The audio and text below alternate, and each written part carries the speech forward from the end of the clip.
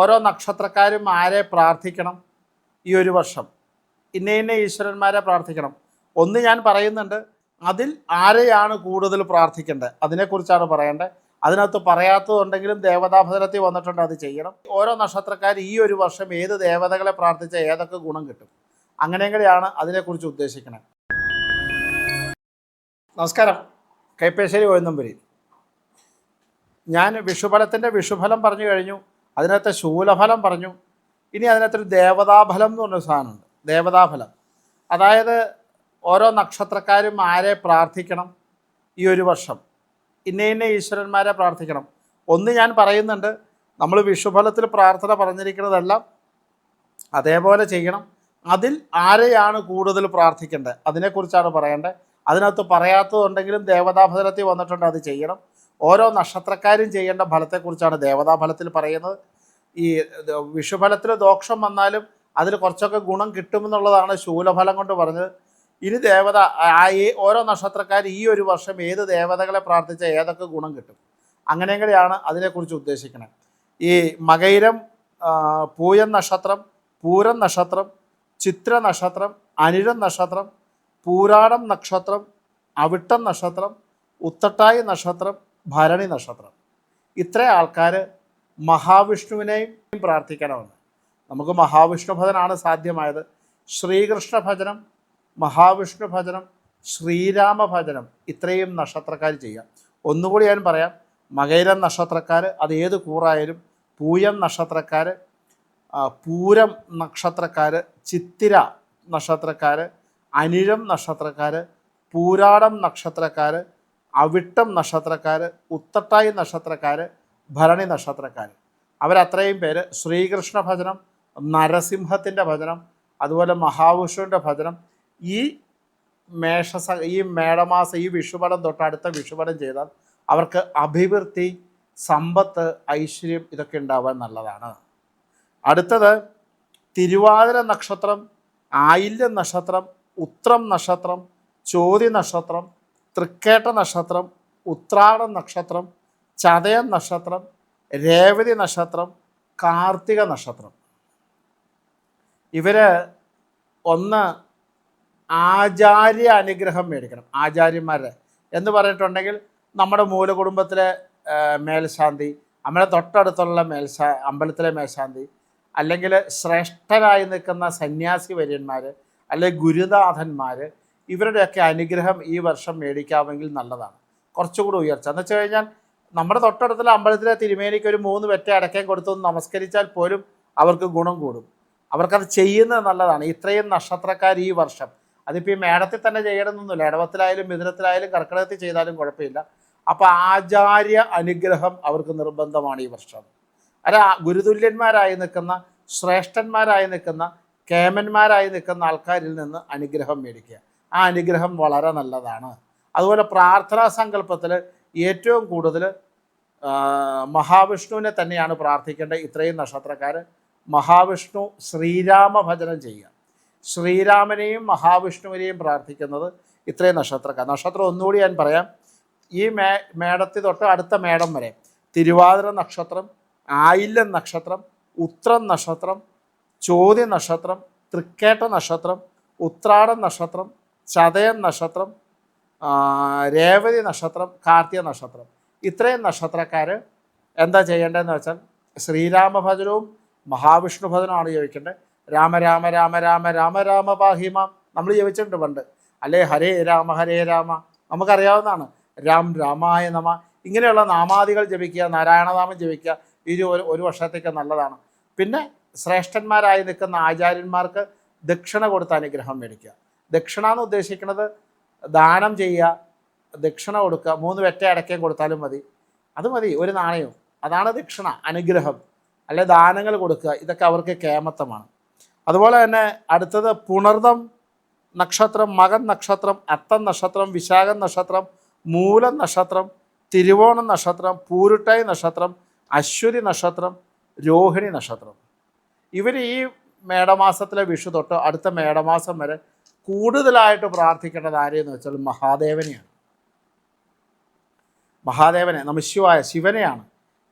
ശിവൻ്റെ എല്ലാ അവതാരങ്ങളും ഉണ്ടല്ലോ. അപ്പോൾ ദക്ഷിണാമൂർത്തി ആയാലും കുഴപ്പമില്ല, അഘോരി ആയാലും കുഴപ്പമില്ല, ആരായാലും കുഴപ്പമില്ല, മഹാദേവ ഉമാമഹേശ്വരനായാലും കുഴപ്പമില്ല, ഏറ്റവും കൂടുതൽ മഹാദേവൻ്റെ നമഃശിവായ ജപയ്ക്കാണ് പ്രാധാന്യം കൊടുക്കുന്നത്.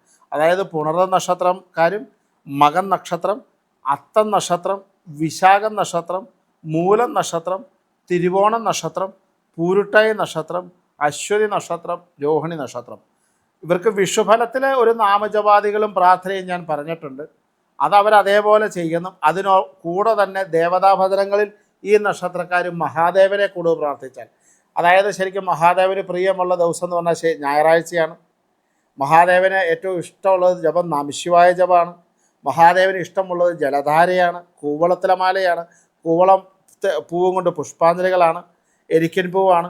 അപ്പോൾ അതുകൊണ്ട് മഹാദേവന് ധാര കഴിക്കുക, കൂവളത്തിലെ മാല കൊടുക്കുക, കൂവളത്തില കൊണ്ട് പുഷ്പാഞ്ജലി ഒഴിക്കുക, നമഃശിവായ ജപാദികൾ നടത്തുക, ശിവക്ഷേത്രങ്ങളിൽ ദർശനങ്ങൾ നടത്തുക, മഹാദേവനെ നമസ്കരിക്കുക ഇത്യാദി കാര്യങ്ങൾ ചെയ്തു കഴിഞ്ഞാൽ ഈ പറഞ്ഞ നക്ഷത്രക്കാർക്ക് ഗുണമുണ്ടാവും. അപ്പം ഈ വിഷു സംക്രമവുമായി ബന്ധപ്പെട്ട് സംക്രമ ചെയ്യുന്ന തുലാൻ രാശിയുടെ ശൂലഫലം പറഞ്ഞു. സംക്രമവുമായി ബന്ധപ്പെട്ട് നിൽക്കുന്ന ഓരോ നക്ഷത്രക്കാരും ഭജിക്കേണ്ട ദേവതകളെക്കുറിച്ചാണ് ഇപ്പോൾ പറഞ്ഞത്. ഒരു മൊത്തത്തിലുള്ള വിഷുഫലത്തെക്കുറിച്ച് ആദ്യം തന്നെ പറഞ്ഞു കഴിഞ്ഞിട്ടുണ്ട്. അപ്പോൾ അതുകൊണ്ട് ഈ ഫലങ്ങൾ അതേപടി അതേ ചിന്തയിലോട് കൊണ്ടുപോയി കഴിഞ്ഞാൽ ഈ വർഷം എല്ലാവർക്കും അനുഗ്രഹമാവും, എല്ലാവർക്കും സമാധാനവും, എല്ലാവർക്കും സന്തോഷവും. നമസ്കാരം. ഗോവിന്ദ നമ്പൂരി.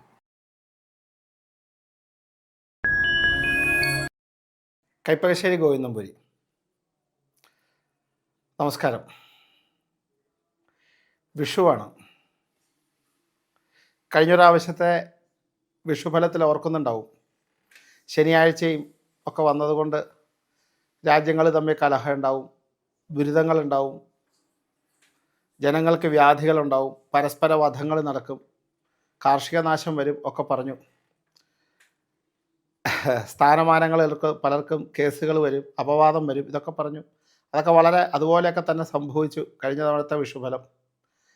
നമ്മൾ ഇക്കുറി ഈ 1200 ആണ്ട് മേടമാസം 1-ാം തീയതി, മീനം 13-ാം തീയതി അസ്തമിച്ച് 14-ാം തീയതി മേടമാസം 1-ാം തീയതി രാവിലെ 3 മണി കഴിഞ്ഞാണ് മേടസംക്രമം. ഏകദേശം 3:12 എന്ന് പറയുന്ന സമയം.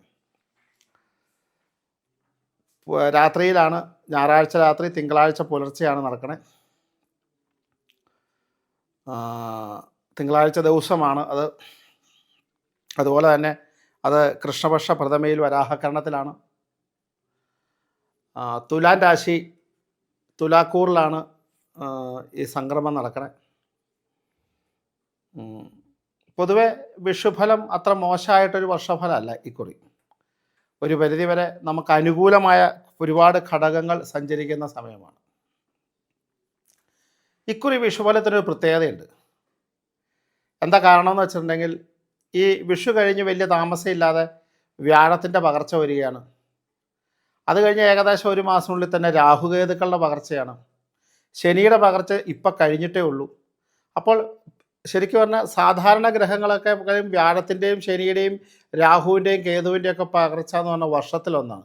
ഇതെല്ലാം ഈ പറഞ്ഞ രാഹു ആയാലും കേതു ആയാലും ശനി ആയാലും വ്യാഴമായാലും എല്ലാ ഗ്രഹങ്ങളും ഈ പറയുന്ന 4 ഗ്രഹങ്ങളും ഒരുമിച്ച് പകരുന്നു. അത് വിഷുവിനോടനുബന്ധിച്ച് തൊട്ട് മുമ്പായിട്ടും തൊട്ട് കഴിഞ്ഞുമായിട്ട് പകരുന്ന ഒരു കാലഘട്ടം കൂടിയാണ്. ഈ തവണ വിഷു സംക്രമത്തിൻ്റെ ഒരു ഫലം, പൊതുവെ ഫലം നോക്കുകയാണെങ്കിൽ, ശരിക്കും പറഞ്ഞാൽ ഒരു വ്യവസായ മേഖലയിൽ നിൽക്കുന്നവർക്കൊക്കെ വളരെ വളരെ ഉയർച്ചയുള്ള കാലഘട്ടം. വ്യവസായ മേഖലകളിൽ എല്ലാവർക്കും നല്ല ഉയർച്ചയുള്ള കാലഘട്ടം. അതുപോലെ കുട്ടികളെ സംബന്ധിച്ചാണെങ്കിൽ വിദ്യാഭ്യാസത്തിനും ഉയർന്ന നിലവാരത്തിലുള്ള വിദ്യയ്ക്ക് നടക്കാനും ജോലിക്കും ഒക്കെ വളരെ നല്ല സമയമാണ്. കാർഷിക വൃത്തികളെക്കുറിച്ച് പറഞ്ഞിട്ടുണ്ടെങ്കിൽ, കാർഷിക വൃത്തികൾ വടക്കോട്ടൊക്കെ പോകുമ്പോഴത്തേക്കും കാർഷിക വൃത്തിക്ക് പല നാശങ്ങളാണെങ്കിലും തെക്ക് ഭാഗത്തേക്ക് മാറുമ്പം കാർഷിക വൃത്തിക്കൊക്കെ കുറച്ച് അഭിവൃദ്ധിയും കാണുന്ന ഒരു കാലഘട്ടമാണ്. മഴയുടെ കാര്യം പറഞ്ഞു കഴിഞ്ഞാൽ, ശരിക്ക് കൂടുതലായിട്ട് വനാന്തരങ്ങളിൽ മഴ പെയ്യാനും അതുപോലെ തന്നെ കരപ്രദേശത്ത് അത്ര ശക്തമല്ലാത്തതും സമുദ്രാതിർത്തികളിലൊക്കെ ശക്തമായി നിൽക്കുന്ന മഴയ്ക്കും ഉള്ള സാധ്യതകളാണ്. നമ്മൾ കഴിഞ്ഞ തവണ ഈ അവസാന കാലത്തെ മഴ കുറയുമെന്നും മഴ ഇടയ്ക്ക് ചില ദുരന്തങ്ങൾ വരുത്തി വയ്ക്കുമെന്നും നമ്മൾ കഴിഞ്ഞ തവണ പറഞ്ഞ പോലെ തന്നെ ഇക്കുറിയും ഈ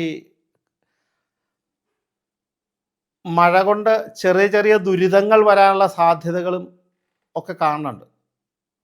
എന്നാൽ അത്ര കേമായിട്ട് നമ്മുടെ എല്ലാ സ്ഥലങ്ങളിലും അതുപോലെ മഴ പെയ്ത ഒരു വിഷയം അല്ലെങ്കിൽ ഒന്നും അങ്ങനെ ഉണ്ടാവണമെന്നില്ല.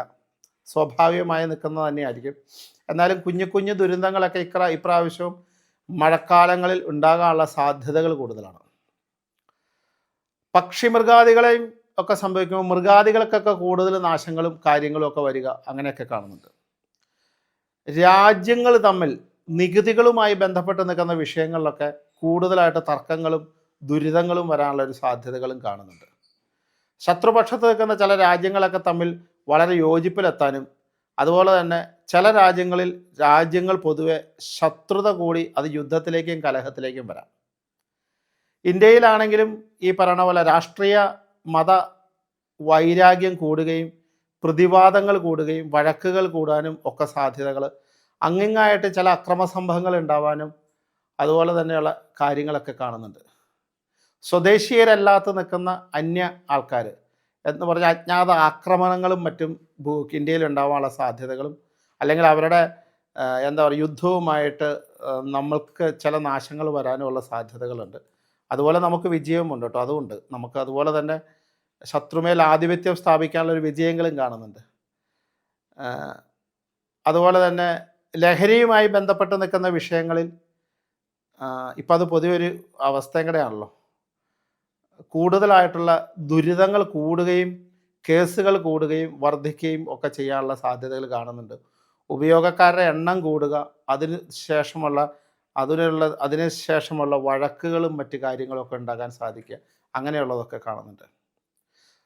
പൊതുവെ സാമ്പത്തിക അഭിവൃദ്ധി ഉള്ള ഒരു കാലഘട്ടമാണെങ്കിലും രാജ്യം പൊതുവെ നോക്കുമ്പം അരിഷ്ടതാവസ്ഥയും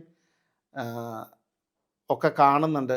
ശരിക്ക് എന്താ പറയുന്നത്, ഒരു നല്ല ഉയർച്ചയിലേക്കൊക്കെ പൊതുവെ എത്തുന്നതിന് പല തടസ്സങ്ങളും കടന്നുകൂടുന്നുണ്ട്.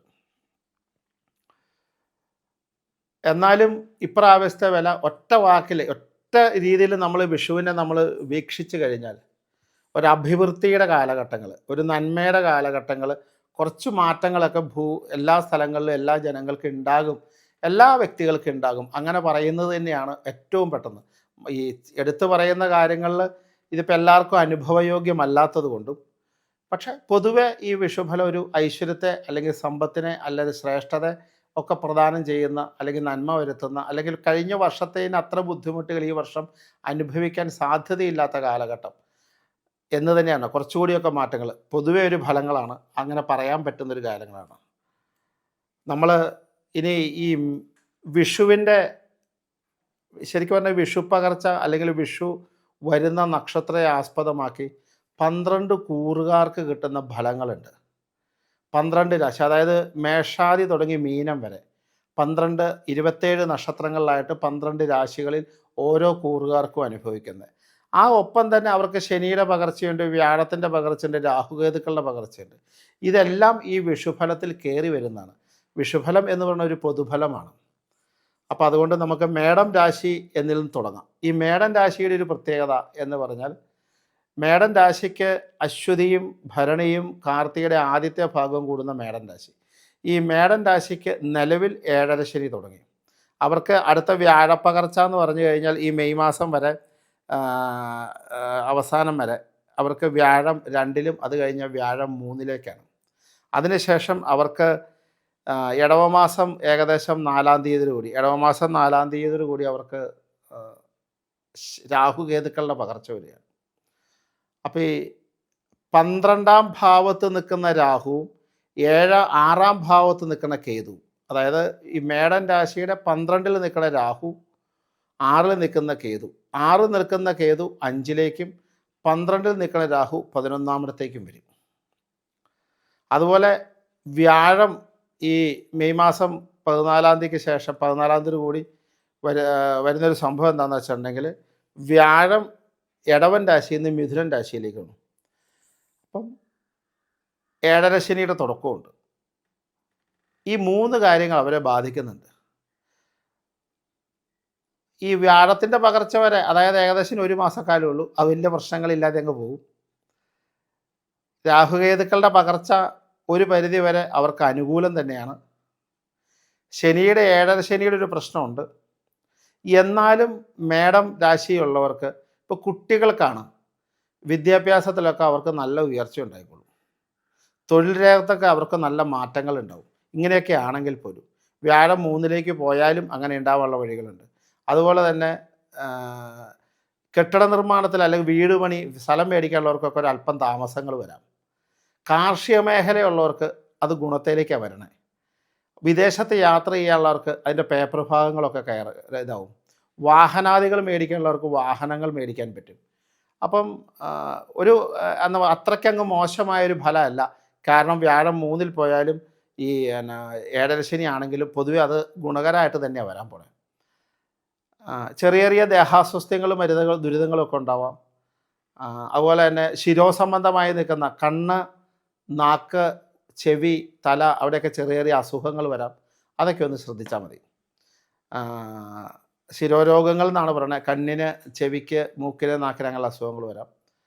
അപ്പോൾ അതുകൊണ്ട് തന്നെ അവർക്ക് അത്രയ്ക്ക് അങ്ങോട്ട് ദോഷം എന്ന് പറയാനല്ല, ഗുണം കൂടുതലുള്ള രാശിയെ. കാരണം ഒരുമാതിരി വിചാരിക്കണ കാര്യത്തിൽ താമസിച്ചായാലും നടന്നോളും. അങ്ങനെ ഒരു ഫലമുണ്ട് അവർക്ക്. ആരോഗ്യ പ്രശ്നം ഒന്ന് സൂക്ഷിക്കണം എന്ന് മാത്രം. ഏഴര ശനി ആകാൻ സ്വാഭാവികമായും ചെയ്യേണ്ട കാര്യം എന്താണെന്ന് വെച്ചിട്ടുണ്ടെങ്കിൽ ശനിഭജനം, ഗണപതി ഭജനം, മറ്റു കാര്യങ്ങൾ, അയ്യപ്പൻ്റെ പ്രാർത്ഥന, ഹനുമാനെ സേവിക്കുക, അങ്ങനെയുള്ള കാര്യങ്ങളൊക്കെ ചെയ്യണം. അവർ നിർബന്ധമായിട്ടും ഈ വ്യാഴത്തിൻ്റെ പകർച്ച കഴിഞ്ഞിട്ട് എല്ലാ വ്യാഴാഴ്ചയും കൃഷ്ണൻ്റെയോ വിഷ്ണുവിൻ്റെയോ ശ്രീരാമ, നരസിംഹ അങ്ങനെ ഏതെങ്കിലും വൈഷ്ണവാദി ക്ഷേത്രങ്ങളിൽ ദർശനം നടത്തുക. നാരായണ നാമജപാദികളൊക്കെ ചെയ്യുമ്പോൾ അവർക്ക് കുറച്ചുകൂടി ഫലപ്രദമായ അവസ്ഥയുണ്ട്. പിന്നെ അതുപോലെ തന്നെ ജാതകവശാലായിട്ട് ദുരിത കാലഘട്ടമാണെന്ന് അത് പ്രത്യേകം പരീക്ഷിക്കേണ്ടതാണ്. ഇത് ചാരവശാലുള്ള ഫലങ്ങളെക്കുറിച്ചാണ് പറയുന്നത്, അത് ശ്രദ്ധിക്കണം. അടുത്ത ഇടവക്കൂറിലേക്ക് വരാം. കാർത്തിക മുക്കാലും രോഹിണിയും മകയിരത്തല എന്ന് പറയുന്ന ഇടവക്കൂറുകാരാണ്. ഇടവക്കൂർക്ക് ശരിക്ക് ഈ വിഷ്ണു സംക്രമം തൊട്ട് അടുത്ത ഒരു വർഷം അവർക്ക് വളരെ വളരെ അനുകൂല കാലഘട്ടമാണ്.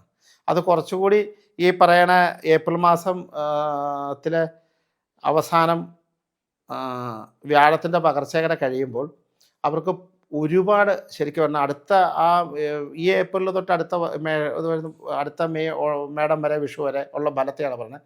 ഒരുപാട് അനുഗ്രഹകലകൾ. സാമ്പത്തികപരമായി വളരെ നല്ല ഉയർച്ച, കുടുംബത്തിൽ സമാധാനം ഉണ്ടാവുക, മംഗളകർമ്മങ്ങൾ നടക്കുക, നല്ല നല്ല ആഭരണാദികൾ മേടിക്കുക, വാഹനാദികൾ നമ്മൾ മേടിക്കുക, വാഹനങ്ങൾ മാറി മേടിക്കുക, പുതിയ വീടോ അല്ലെങ്കിൽ പകരം വീടുകളൊക്കെ ഉണ്ടാക്കുക, അങ്ങനെയുള്ള കാര്യങ്ങൾ, സ്ഥലം വാങ്ങുക, ജോലിക്ക് പ്രൊമോഷൻ കിട്ടുക, ഉദ്ദേശിച്ച സ്ഥലത്തേക്ക് ജോലിക്ക് ട്രാൻസ്ഫർ കിട്ടുക, പ്രൊമോഷൻസ് കിട്ടുക, മേലധികാരികളുടെ അനുഗ്രഹകല കിട്ടുക, നമ്മൾ ഒരുപാട് കാലമായി കൊതിച്ചിരുന്ന പല കാര്യങ്ങളും നടക്കുക. ഇങ്ങനെ ഒരുപാട് ഗുണങ്ങൾ അവർക്ക് വരുന്നുണ്ട്. കാരണം ശരിക്കും പറഞ്ഞാൽ ഇടവക്കൂറുകാർക്ക് വളരെ കേമാണ്. പൊതുവെ സാമ്പത്തിക രംഗത്ത് നല്ല പുഷ്ടിമയും നല്ല സമാധാനവും നല്ല സന്തോഷവും, കുടുംബത്തെ സമാധാനം ഉണ്ടാവുക, കുടുംബ ബന്ധങ്ങളിലും മറ്റ് സ്ഥലങ്ങളിലൊക്കെ ഉണ്ടായിരുന്ന അനൈക്യതയൊക്കെ മാറി യോജിപ്പിലേക്ക് എത്തുക. അതുപോലെ തന്നെ പഠനാദി വിഷയങ്ങളുള്ള വിദ്യാർത്ഥികൾക്ക് പഠിക്കാനും ജോലിക്കും എഴുതുന്ന ടെസ്റ്റുകളൊക്കെ റാങ്ക് ലിസ്റ്റ് വരാനും ഒക്കെ സാധ്യതകളുള്ള സമയമാണ്. പക്ഷെ അവർക്ക് ഒരു കാര്യം കൂടെ പറയാം. ഈ രാഹു 10ലേക്ക് വരും. രാഹു 10ലേക്കെന്ന് പറഞ്ഞാൽ ഈ പറയണ ഇടവമാസം 4-ാം തീയതിയോട് കൂടി രാഹു 10ലേക്കും ഇടവത്തിൻ്റെ മിഥുനം, കർക്കിടകം, ചിങ്ങൻ രാശിയിലേക്ക് കേതുവിൻ്റെ പകർച്ചയും വരും. അപ്പോൾ ആ സമയത്ത് നല്ല ശിവഭജനം നന്നായിട്ട് ചെയ്യുക, മഹാദേവനെ നന്നായി പ്രാർത്ഥിക്കുക, 10ൽ രാഹു ഒക്കെ ഉള്ള കാരണം സർപ്പത്തെ പ്രാർത്ഥിക്കുക, അതുപോലെ ഗണപതി ഭഗവാനെ നന്നായിട്ട് പ്രാർത്ഥിക്കുക. കാരണം കേതുവിൻ്റെ ബന്ധമുണ്ട്, സമാധാനമൊക്കെ കിട്ടാൻ നന്നായിട്ട് ഗണപതിയെ പ്രാർത്ഥിക്കുക. മാസത്തിലൊന്ന് ഗണപതി ഹോമങ്ങളൊക്കെ അമ്പലത്തിൽ കഴിപ്പിക്കുക, അതൊക്കെ ചെയ്യുന്നത് വളരെ നല്ലതാണ്. ഗണപതിയുടെ നാമങ്ങൾ നമഃശിവായ ഒക്കെ ജപിക്കുന്നത് വളരെ നല്ലതാണ്, ശ്രേഷ്ഠമാണ്. അതുപോലെ 2ലേക്ക് വ്യാഴം വന്ന കാരണം സാമ്പത്തിക ഉയർച്ച കാണുന്നത് കൊണ്ട് ഫിനാൻഷ്യലി ഉയരാൻ നാരായണനാമ ജപാദികളും ചെയ്യുന്നത് നല്ലതാണ്. ഈ മകയിരത്തിൻ്റെ അവസാനവും തിരുവാതിരയും പുണർത്തിൻ്റെ ആദ്യ ഭാഗം കൂടുന്ന മിഥുനക്കൂറുകളിലേക്ക് വരുമ്പം ശരിക്കും മിഥുനക്കൂറിന് ഇപ്പോൾ ഈ ഏപ്രിൽ അവസാനം മെയ് ആദ്യം വരെ എന്താ കുഴപ്പമെന്ന് വെച്ചാൽ വ്യാഴം 12ാം ഭാവത്താണ് നിൽക്കണത്. കർമ്മസ്ഥാനത്ത് 10ൽ രാഹു, 4 കേതു നിൽപ്പുണ്ട്, 10ലേക്ക് ശനി വന്നിട്ടുണ്ട്, നിലവിൽ അവർക്ക് കണ്ടകശനി തുടങ്ങിയിട്ടുണ്ട്. കണ്ടകശനിയുടെ കൂടെ 10ൽ രാഹുവിൻ്റെ ബന്ധമുണ്ട്. 4ാം ഭാവത്ത് കേതുണ്ട്. കഴിഞ്ഞ ഒരു വർഷക്കാലം അവർക്ക് സ്വാഭാവികമായ ഒരു 70-80% ദുരിതങ്ങൾ മാത്രമാണ് ഈ മിഥുനക്കൂറുകാർക്ക്. എന്ത് ചെയ്താലും അതിനൊക്കെ തടസ്സങ്ങളും സാമ്പത്തിക പ്രശ്നങ്ങളും മാനസിക പ്രശ്നങ്ങളും ശാരീരിക പ്രശ്നങ്ങളും പൊതുവെ തൊഴിൽപരമായും എല്ലാ കാര്യങ്ങൾക്കും ദുരിതങ്ങൾ അവർ കഴിഞ്ഞ ഒരു വർഷമായി അനുഭവിച്ചുകൊണ്ടിരിക്കുക. എല്ലാ കാര്യങ്ങളും ചിലപ്പോൾ ജോലി നഷ്ടപ്പെടുക, അപവാദങ്ങളേൽക്കുക, അപമാനങ്ങളേൽക്കുക, സാമ്പത്തിക പ്രശ്നങ്ങളുണ്ടാകുക, കടം രൂക്ഷമാവുക, കേസുകളിൽ പെടുക, അങ്ങനെയൊക്കെ ഉണ്ടായിട്ടുണ്ട്. അതിനെല്ലാം ഇപ്രാവശ്യത്തെ ഈ വിഷു ഫലത്തോടു കൂടി മാറ്റം വരുന്നതാണ്. മേടമാസം തൊട്ട് അവർക്ക് മാറ്റം വരും. കണ്ടകശനി ഉണ്ട് എന്നിരുന്നാലും അവർക്ക് മാറ്റം വരും. കാരണം രാഹുകേതുക്കളുടെ പകർച്ചകര കഴിയുമ്പോൾ, അതായത് ഈ ഇടവമാസം 4ാം തീയതി കഴിഞ്ഞാൽ അവർക്ക് കുറച്ചുകൂടി കേമത്തമായ ഫലത്തിലേക്കാണ് വരുന്നത്.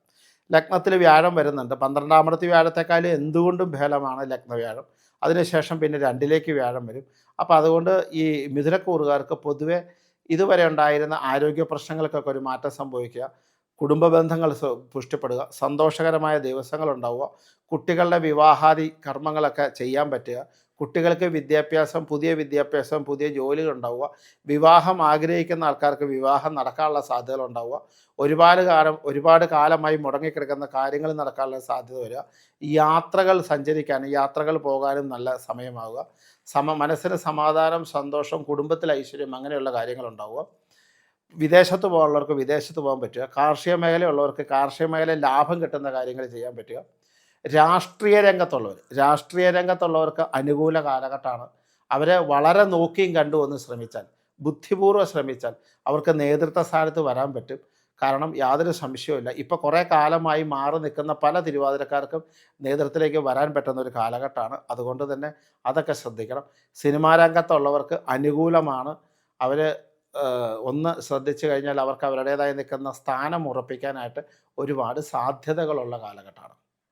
തിരുവാതിരയും കഴിഞ്ഞ് നമ്മൾ കർക്കിടകക്കൂറിലേക്ക് വരുമ്പോൾ, പുണർത്തിൻ്റെ അവസാനവും പൂയവും ആയില്യവും പറയുന്ന കർക്കിടകക്കൂറ്. ഈ കർക്കിടകക്കൂറുകാർക്ക് ഇപ്പം നിലവിൽ സമയം അഷ്ടമത്തിലെ വ്യാഴം 9ലേക്ക് മാറി, 3ല് കേതുവിൻ്റെ ബന്ധമാണ്, 9ാം ഭാവത്ത് രാഹുവിൻ്റെ ബന്ധമാണ്, 11ാമത്തെ വ്യാഴമാണ്. എന്താ പറയുക, കഴിഞ്ഞ ഒരു വർഷം അധികം വലിയ പ്രശ്നങ്ങളും ഇല്ലാതെ അത്യാവശ്യം അമ്പലത്തിൽ പോക്കും നാമജപവും പ്രാർത്ഥനയും ഉള്ള കാര്യങ്ങളാട്ടോ ഞാൻ പറയണേ. അമ്പലത്തിൽ പോക്കോ നാമജപോ പ്രാർത്ഥന ഇല്ലെങ്കിൽ ഒരു ഗുണങ്ങളോ ഒരു പകർച്ചയോ ആർക്കും ഗുണം ചെയ്യില്ല. അങ്ങനെയുള്ളവർക്കൊക്കെ പൊതുവേ കഴിഞ്ഞ ഒരു വർഷം അത്ര പ്രതികൂലമായ കാലാവസ്ഥയിലായിരുന്നു. കാര്യങ്ങൾ ഒരു പരിധി വരെ ഭംഗിയായി സഞ്ചരിച്ചിരുന്ന ഒരു കാലഘട്ടമായിരുന്നു.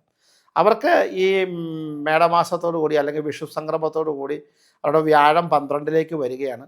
വ്യാഴം 12ലേക്ക് വരുന്നു. ഇടവമാസത്തോടു കൂടി 2ലേക്ക് രാഹുവിൻ്റെ ബന്ധം വരുന്നു. കേതു 2ലേക്ക് കേതുവിൻ്റെ ബന്ധവും അഷ്ടമത്തിലേക്ക് രാഹുവിൻ്റെ ബന്ധവുമാണ് പറയണത്.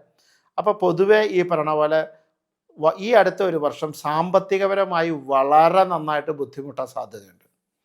ഇത് കാണുമ്പോൾ തന്നെ തിരുമേനി കർക്കിടകക്കൂറ് എന്ന് പറഞ്ഞ് കരഞ്ഞ് മെസ്സേജ് ഇടണ്ട. ഞാനതിന് പരിഹാരവും കൂടെ പറയുന്നുണ്ട്. അത് ചെയ്ത് കഴിയുമ്പോൾ നിങ്ങൾക്കൊരു ടെൻഷനും വേണ്ട. അല്ലാതെ ഇത് കേൾക്കണ വഴി അയ്യോ ഈ വർഷം പോയോ ഈശ്വര, അങ്ങനെയല്ല ചിന്തിക്കേണ്ടത്. അപ്പം ഇങ്ങനെയുള്ള ആൾക്കാർ നമ്മൾ ഈ പറയുന്നത് എന്തിനാണെന്ന് വെച്ചാൽ, അവർ കുറച്ചുകൂടി ഇപ്പോൾ എന്താ പറയണേ, കുറച്ച് പൈസ ബാങ്കിൽ കിടപ്പുണ്ട്, അത് ദുർച്ചെലവ് ചെയ്യരുത്, ഒന്ന് സൂക്ഷിച്ച് വെക്കുക. വെറുതെ ഒരാൾക്ക് കടം കൊടുക്കരുത്, അതൊന്ന് സൂക്ഷിച്ച് വയ്ക്കുക. അറിയാത്ത കാര്യങ്ങളിൽ പോയി ജാമ്യം നിൽക്കരുത്, അതൊന്ന് സൂക്ഷിക്കുക. അതുപോലെ തന്നെ അനാവശ്യ പ്രശ്നങ്ങളിൽ ചെന്ന് പെടാതിരിക്കുക. ഈ നമ്മൾ ഒരു റോഡിലൂടെ പോകുമ്പോൾ റോഡിൽ വെച്ചേക്കുന്ന സൈൻ ബോർഡ് പോലെയാണ് ഈ ഫലപ്രവചനങ്ങൾ. ആ വഴിയെ പോകരുത്, അവിടെ പറക്ക് നടക്കുന്നു എന്ന് ബോർഡ് വെക്കും. അപ്പോൾ ആ വഴിയിൽ പോകുമ്പോൾ നമ്മളൊന്ന് സൂക്ഷിക്കുക എന്നുള്ള ഉദ്ദേശമാണ് ഞങ്ങൾ ഈ മുൻകൂറായിട്ട് പറയണത്. ഒരിക്കലും ഇത് പേടിക്കാനോ ടെൻഷൻ വരാനോ അല്ല. അപ്പോൾ കർക്കിടകക്കൂറുകാർക്ക് സാമ്പത്തിക ദുരിതങ്ങൾ, സാമ്പത്തികം കിട്ടാനുള്ള തടസ്സങ്ങൾ, ജോലി ചെയ്താൽ അതിന് കിട്ടാനുള്ള വേതന തടസ്സങ്ങൾ, കിട്ടിക്കഴിഞ്ഞാൽ ദുർച്ചെലവ്, അനാവശ്യമായ ചിലവുകൾ, കുടുംബത്ത് ദുരിതങ്ങൾ, സേവിങ്സ് കുറയുക, അങ്ങനെയുള്ള കാര്യങ്ങൾക്കൊക്കെ ബുദ്ധിമുട്ടുകൾ വരും. ഇൻഷുറൻസ് മേഖല പ്രവർത്തിക്കുന്നവർക്കൊക്കെ സാമ്പത്തിക ദുരിതങ്ങൾ കൂടുതലായിട്ട് അനുഭവിക്കാൻ വരിക. ചിട്ടി അങ്ങനെയുള്ള കാര്യങ്ങൾ മേഖല ചെയ്യുന്നവർക്ക് ദുരിതങ്ങളുണ്ടാവും. ഇതിനൊക്കെ സാധ്യതകളുള്ള സമയമാണ് ഈ കർക്കിടകക്കൂറ്. അതുപോലെ തന്നെ ഈ പറഞ്ഞ പോലെ നിങ്ങൾ ഏതെങ്കിലും എഗ്രിമെൻറ്റുകൾ സൈൻ ചെയ്യുമ്പോൾ, പുതിയ സംരംഭങ്ങൾ ആരംഭിക്കുമ്പോൾ, സ്ഥാനമാനങ്ങൾ, സ്ഥലം മാറ്റങ്ങൾ അങ്ങനെയൊക്കെ ശ്രദ്ധിക്കുമ്പോൾ ഒന്ന് ശ്രദ്ധിക്കണം. ജോലി മാറാൻ ഉദ്ദേശിക്കുന്നവരും ഒന്ന് ആലോചിച്ചിട്ട് മാത്രമേ മാറാവുള്ളൂ. ധൃതി പിടിച്ച് മാറരുത്. കാരണം ചിലപ്പോൾ അതിലും വലിയ കഷ്ടകാലമാവും. വിദേശത്ത് നിൽക്കുന്നവർക്കും ഈ പറഞ്ഞ പോലെ ജോലിയിൽ അസ്ഥിരത വരാൻ സാധ്യതയുണ്ട്. അപ്പോൾ ഇങ്ങനെയൊക്കെയുള്ള സാധ്യതകൾ കൂടുതലായിട്ട് കാണുന്നതാണ്. കർക്കിടകക്കൂറുകാർ എന്ത് ചെയ്യണമെന്ന് വെച്ചാൽ വളരെ ഗംഭീരമായിട്ട് നന്നായിട്ട് ഏറ്റവും ആദ്യം ശരിക്ക് വൈഷ്ണവ പ്രാർത്ഥനകൾ കൂട്ടുക. ഗുരുവായൂരപ്പനെ അങ്ങ് പ്രാർത്ഥിച്ചോളുക. വൈഷ്ണവ പ്രാർത്ഥന ശക്താക്കുക. നാരായണനാമം ജപിക്കുക. നാരായണനാമം ഇതര നാമങ്ങൾ ജപിക്കുക. ഹരേ രാമ ജപിക്കാം, വാസുദേവായ നമാന്ന് വയ്ക്കാം, കൃഷ്ണായ നമാന്ന് വയ്ക്കാം, അച്യുതായ നമ, അനന്തായ നമ, ഗോവിന്ദായ എന്ന് വയ്ക്കാം. ഇങ്ങനെ ഇതെല്ലാം ധാരാളം ഒരു വർഷത്തേക്ക് ജപിച്ചോളുക. ഒരു ലോഭയില്ലാതെ ജപിച്ചോളുക. ലോഭയില്ലാതെ എന്ന് പറഞ്ഞാൽ മാക്സിമം ജപിക്കുക. അതിൻ്റെ കണക്ക് 108 108 ഒരു ചെറിയ സംഖ്യയാണ്. 108 അതിൻ്റെ 10 15 മടങ്ങുകളാക്കി നാരായണനാമം ജപിച്ചോളൂ. കർക്കിടകക്കൂറുകാർക്ക് ഈ പറയുന്ന ദുരിതങ്ങളിൽ നിന്നൊക്കെ ദോഷഫലം കണ്ടമാനം കുറഞ്ഞ് ഒരു പരിധി വരെ അങ്ങ് സമാധാനമായിട്ട് പൊക്കോളും. അത് ചെയ്യാം. മാസത്തിലൊന്ന് സർപ്പത്തിന് വഴിപാട് കഴിക്കുക. അതുപോലെ ഗണപതി ഭഗവാനെ എല്ലാ ദിവസവും പ്രാർത്ഥിക്കുക.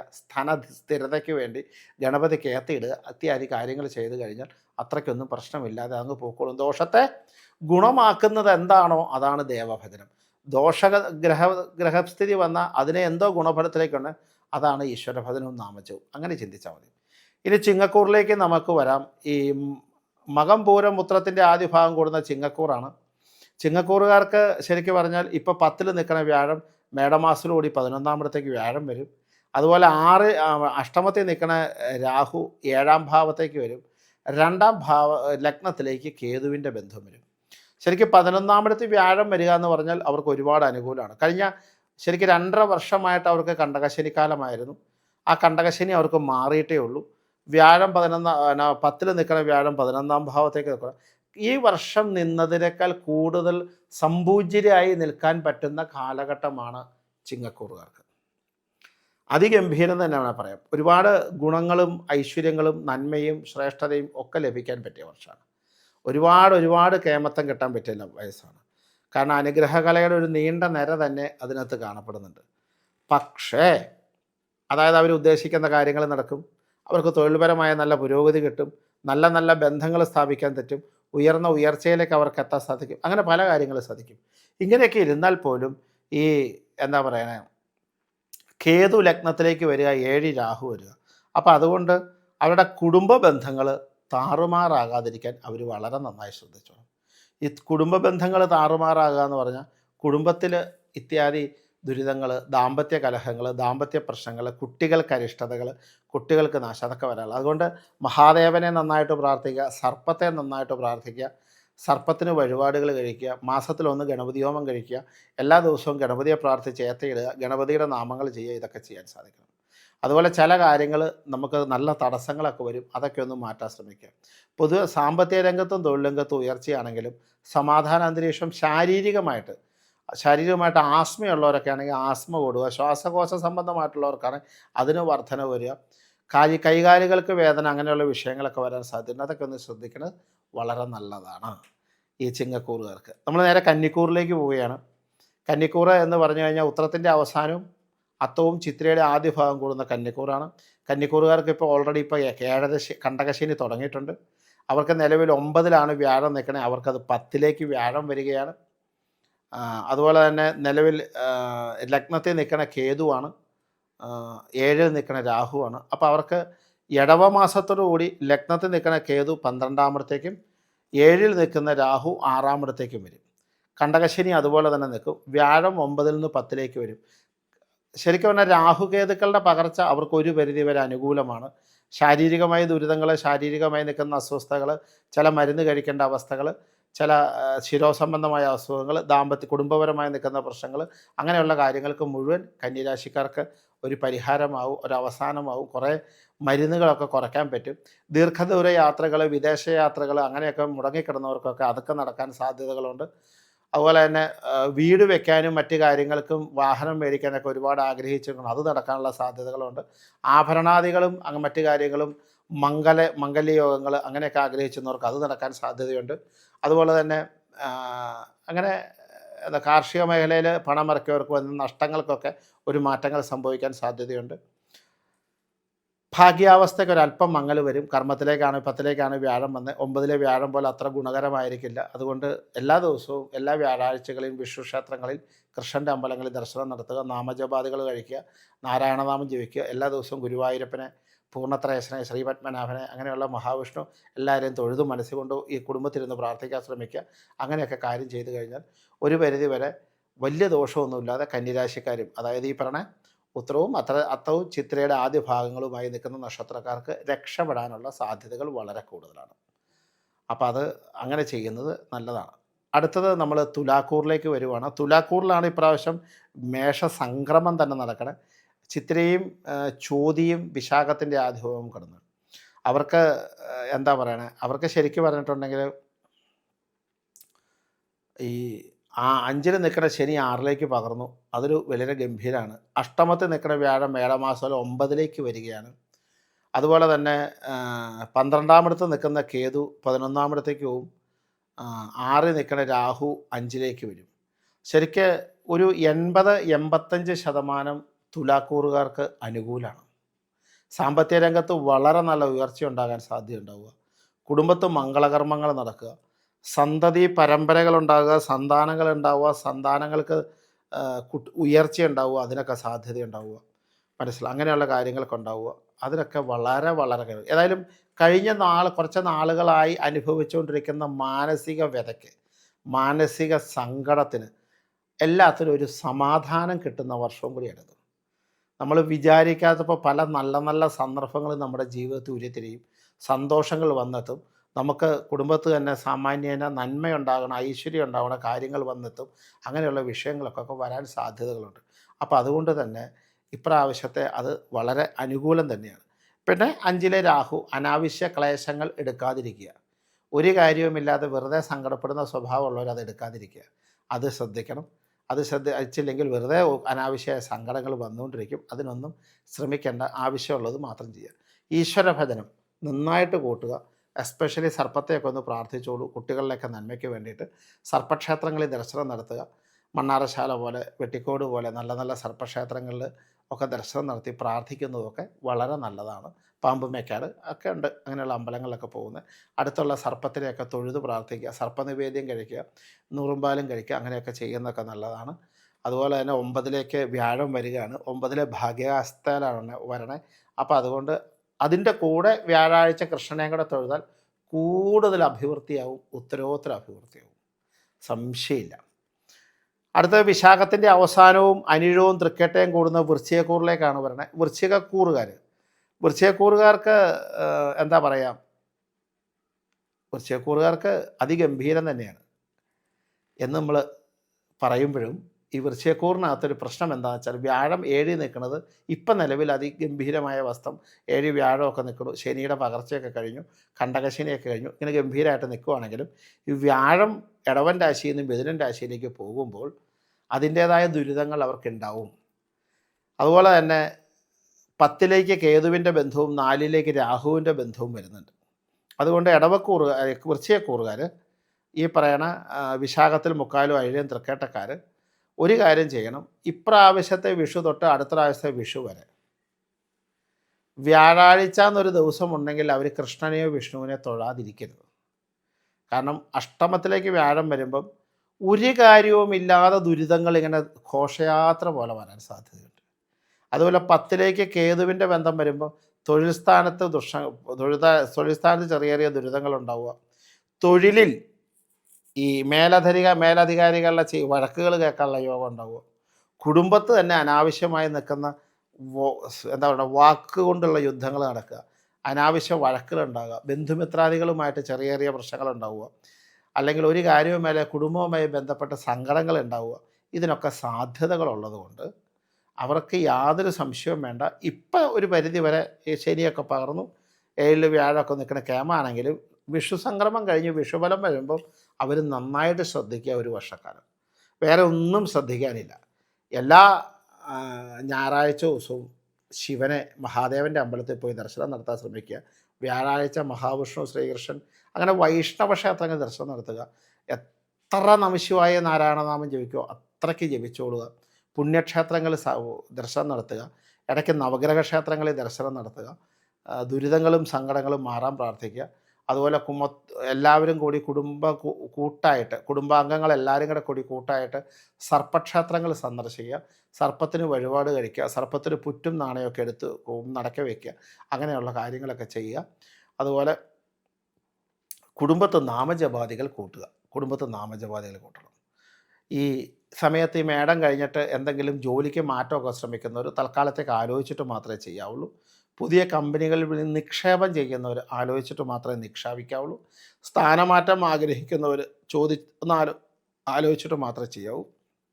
അതുപോലെ ആരെങ്കിലും എഗ്രിമെൻറ്റ് പോലത്തെ കാര്യങ്ങൾ ചെയ്യേണ്ടത് അത് ശരിക്കും ശ്രദ്ധിക്കണം. ഒരു കാരണവശാലും ജാമ്യം നിൽക്കാൻ പോകരുത്. അതുപോലെ തന്നെ അനാവശ്യമായി നിൽക്കുന്ന സംസാരങ്ങളും പ്രവൃത്തികളും ഒക്കെ ശ്രദ്ധിക്കുന്നത് നല്ലതാണ്. എക്സ്പെഷ്യലി രാഷ്ട്രീയക്കാരൊക്കെ കഴിവതും വാ തുറക്കാതിരിക്കാമെങ്കിൽ നല്ലതാണ്. തുറന്ന് അവരുടെ സ്ഥാനമാനങ്ങൾക്ക് വരെ നഷ്ടപ്പെടാൻ സാധ്യതയുണ്ട്. കാരണം വിവാദങ്ങൾ ഉണ്ടാകാൻ പറ്റിയൊരു സമയമാണ്. തിരിച്ച് നമ്മൾ ധനുക്കൂറിലേക്ക് വന്നു കഴിഞ്ഞാൽ മൂലവും പൂരാടവും ഉത്രാടത്തിൻ്റെ ആദ്യ ഭാഗവും കൂടെ കൂടുന്ന ധനുക്കൂറുകാർക്ക് ഇപ്പോൾ ഓൾറെഡി കണ്ടകശനി തുടങ്ങി. കണ്ടകശനിയാണ്. അവർക്ക് മേടത്തോടു കൂടി വ്യാഴം 7ലേക്ക് വരും. അതുപോലെ 4 നിൽക്കുന്ന രാഹു 3ലേക്ക് വരും. 10 നിൽക്കുന്ന കേതു 9ാം ഭാവത്തേക്ക് വരും. ശരിക്കും ധനുക്കൂറുകാർക്ക് കണ്ടകശനി ഉണ്ടെങ്കിലും 7ലെ വ്യാഴം അവർക്ക് ഒരുപാട് അനുകൂലം കിട്ടുന്നു. സ്വക്ഷേത്രത്തിലേക്ക് വ്യാഴത്തെ ദൃഷ്ടിയുണ്ട്. അപ്പോൾ ചെറിയൊരു കേസരിയോഗപ്രദം എന്ന് പറയാവുന്നതാണ്. വിദ്യാഭ്യാസ രംഗത്തുള്ളവർക്ക് നല്ല രീതിയിൽ ഉയർച്ച ഉണ്ടാകാൻ പറ്റിയ സമയമാണ്.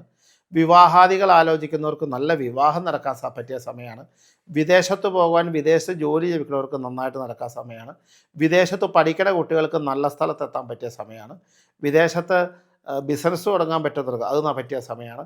വീട് മേടിക്കുക, സ്ഥലം മേടിക്കുക, വാഹനം മേടിക്കുക, നല്ല ബന്ധങ്ങളുണ്ടാക്കുക, നല്ല സൗഹൃദങ്ങളുണ്ടാക്കുക, അതിനൊക്കെ പറ്റിയ സമയങ്ങളാണ്.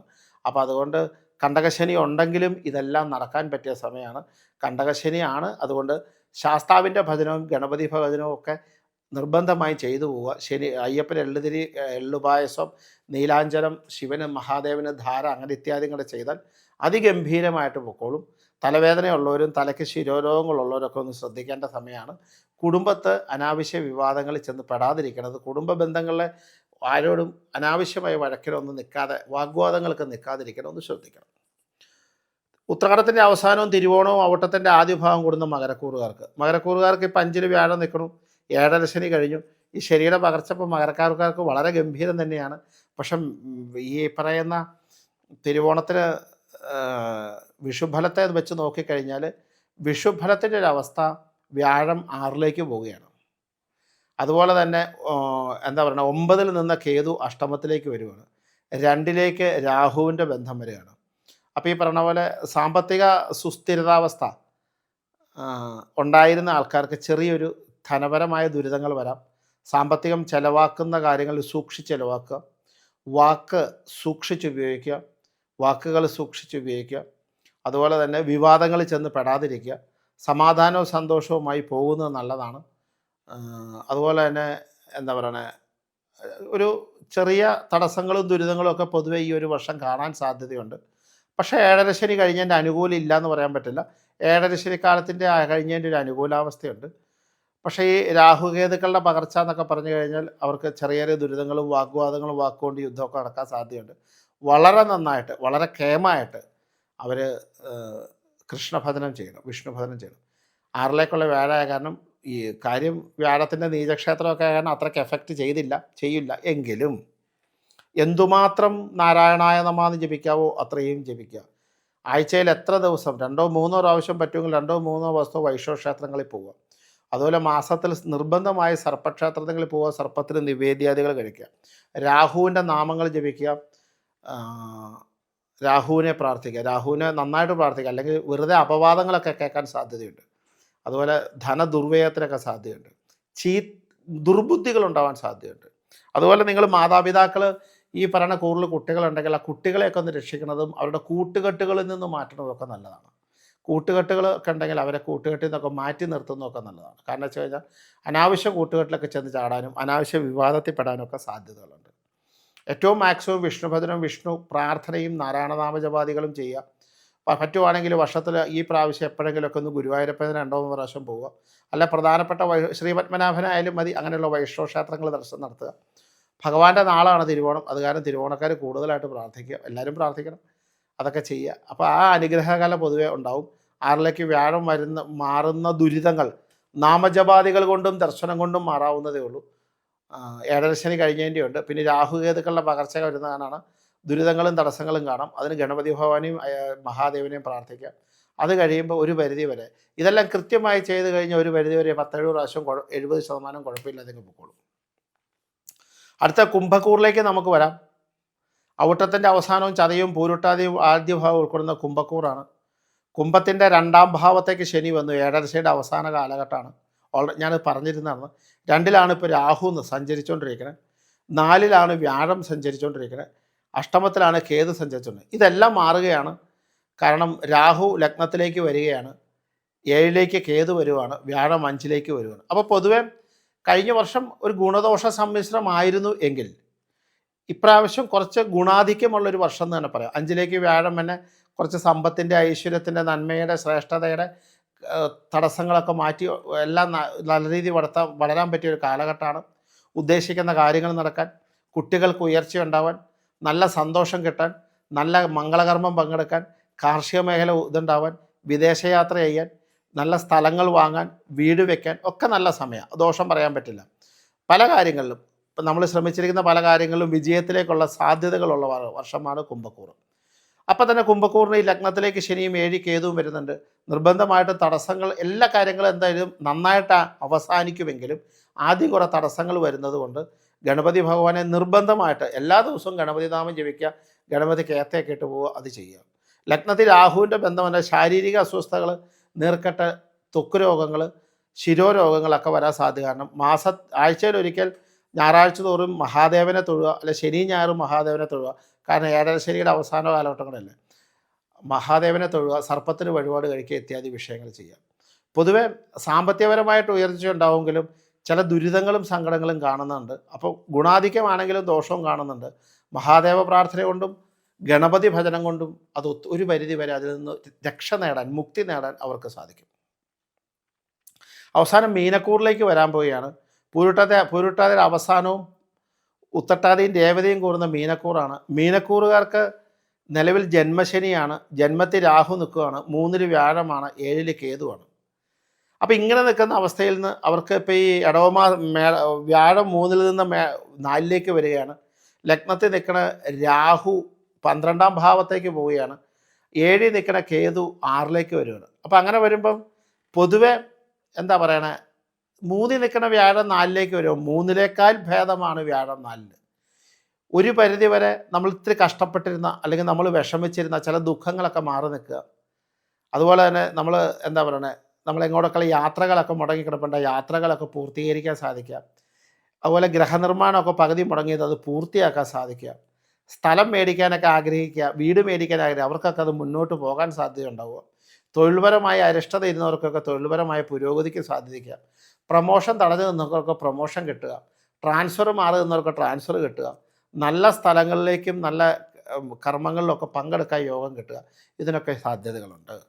അങ്ങനെ ഇരുന്നാലും ഈ കണ്ണ്, ചെവി, വാക്ക്, നാക്ക് അതിനൊക്കെ എന്തെങ്കിലും രോഗങ്ങൾ വന്നാൽ അപ്പം തന്നെ ചികിത്സ നേടുന്നത് വളരെ നല്ലതാണ്. അതിനൊന്നും താമസം വിചാരിക്കേണ്ട. മാസത്തിൽ 12ാമത്തെ രാഹു കാരണം സർപ്പത്തിന് വഴിപാടുകളും കാര്യങ്ങളൊക്കെ ചെയ്തു പോവുക. അതുപോലെ ജന്മശനിയാണ്. നിർബന്ധമായ ശനിയാഴ്ച അയ്യപ്പന് എള്ളുതിരി, ശാസ്താവിൻ്റെ ഭജനം, ശനീശ്വര ഭജനം, അതുപോലെ തന്നെ ഗണപതി ഭജനം, അതൊക്കെ നിർബന്ധമായി അവർ ചെയ്തു പോയിക്കൊണ്ടിരിക്കണം. പൊതുവെ ഈ വിഷുഫലം എന്ന് പറയുന്നത് മീനൻ രാശിക്ക് അനുകൂലം തന്നെയാണ്, നന്നാകാൻ പറ്റുന്നതാണ്. അപ്പോൾ നമ്മൾ 12 രാശി എടുത്താലും ഈ 12 രാശിയിൽ ഗുണാധിക്യമുള്ള രാശികളാണ് ഏറ്റവും കൂടുതലായിട്ട് കാണുന്നത്. അതിനകത്ത് അപൂർവമായിട്ട് ചെറിയതെന്ന് പറഞ്ഞു കഴിഞ്ഞാൽ ഇപ്പോൾ മേടൻ രാശിക്ക് ഉള്ളൊരവസ്ഥ, അല്ലെങ്കിൽ കർക്കിടകൻ രാശിയുടെ ഒരവസ്ഥ, അല്ലെങ്കിൽ വൃശ്ചികൻ രാശിയുടെ ഒരവസ്ഥ, അല്ലെങ്കിൽ മകരൻ രാശിയുടെ ഒരവസ്ഥ, അവർക്കൊക്കെയാണ് ഇത്തിരി ദുരിതങ്ങൾ കാരണം. അവർ വേറെ ഒന്നും ശ്രമിക്കേണ്ട. നല്ല ശൈവ വൈഷ്ണവ ശക്തയ ഭജനം, അതിൽ ശൈവത്തിനും വൈഷ്ണവത്തിനും മഹാദേവ ഭജനവും വൈഷ്ണവ ഭജനവും ശക്തമായിട്ട് കൂട്ടുക. നാമജപാദികൾക്ക് സംഖ്യ കൂട്ടുക. അയ്യപ്പനെയും ഗണപതിയെയും വിഷ്ണുവിനെയും മഹാദേവനെയും ദർശനങ്ങൾ നടത്തുക, അവിടെ പ്രാർത്ഥനകൾ നടത്തുക, അവരുമായിട്ട് ബന്ധപ്പെട്ട മഹാക്ഷേത്രങ്ങൾ ദർശനം നടത്തുക. എല്ലാ ദിവസവും അവരെ തൊഴുത് കുടുംബത്തിൽ വെച്ച് പ്രാർത്ഥിച്ച് നമസ്കരിച്ച് പോകാൻ ശ്രദ്ധിക്കുക. അപ്പോൾ ഈ പറയുന്ന ഗുണങ്ങൾ ദോഷമുള്ളവർക്ക് ഗുണത്തിലേക്ക് വരും. അപ്പം എല്ലാവർക്കും ഗുണമായി തീരും. അപ്പം പൊതുവെ വിഷുഫലം അത്ര പ്രതികൂലമൊന്നും അല്ലെങ്കിൽ പോലും അനുകൂലാവസ്ഥ കൂടെ ഉണ്ടെങ്കിലും ഈ വർഷവും ചെറിയ ചെറിയ ആക്രമണങ്ങളും സങ്കടപര ന്യൂസുകളും കഷ്ടതകളൊക്കെ അനുഭവിക്കാൻ യോഗമുള്ള കാരണം ലോകത്തെല്ലാവരും നാമം ജപിച്ച് ലോകത്തെല്ലാവരും നാമജപാദികളോടുകൂടി ലോകം മുഴുവൻ നന്നാവട്ടെ, ലോകത്തുള്ള സകല മനുഷ്യരും നന്നാവട്ടെ, നമ്മുടെ മിത്രങ്ങളും ശത്രുക്കളും നന്നാവട്ടെ, ഇത് കേൾക്കുന്നവരും കേൾക്കാത്തവരും നന്നാക്കട്ടെ, ഹിന്ദുക്കളും സകല മതസ്ഥരും നന്നാവട്ടെ, സകല രാഷ്ട്രീയക്കാരും നന്നാവട്ടെ, സകല സാമൂഹ്യ പരിഷ്കർത്താക്കളും നന്നാവട്ടെ, എല്ലാവരും നന്നാവട്ടെ. വളരെ നല്ല ഐശ്വര്യത്തോടു കൂടിയ സന്തോഷത്തോടു കൂടിയ ഒരു വർഷം നിങ്ങൾക്ക് വരട്ടെ എന്ന് ഞാൻ എൻ്റെ ഭഗവതിയായ പരദേവതയോട് പ്രാർത്ഥിക്കുന്നതോടൊപ്പം തന്നെ നിങ്ങൾ നാമജപാദികൾ കൊണ്ട് ഈ വർഷം നിങ്ങളെല്ലാവരും ഐശ്വര്യസമ്പൂർണ്ണമായൊരു വർഷമായി സമ്പത്തിൻ്റെയും സമാധാനത്തിൻ്റെയും സന്തോഷത്തിൻ്റെയും ഉയർച്ച ഉണ്ടാവട്ടെ എന്ന് നിങ്ങൾക്ക് വേണ്ടി ഞാൻ പ്രാർത്ഥിച്ചുകൊണ്ട് നമസ്കാരം. ഗോവിന്ദം.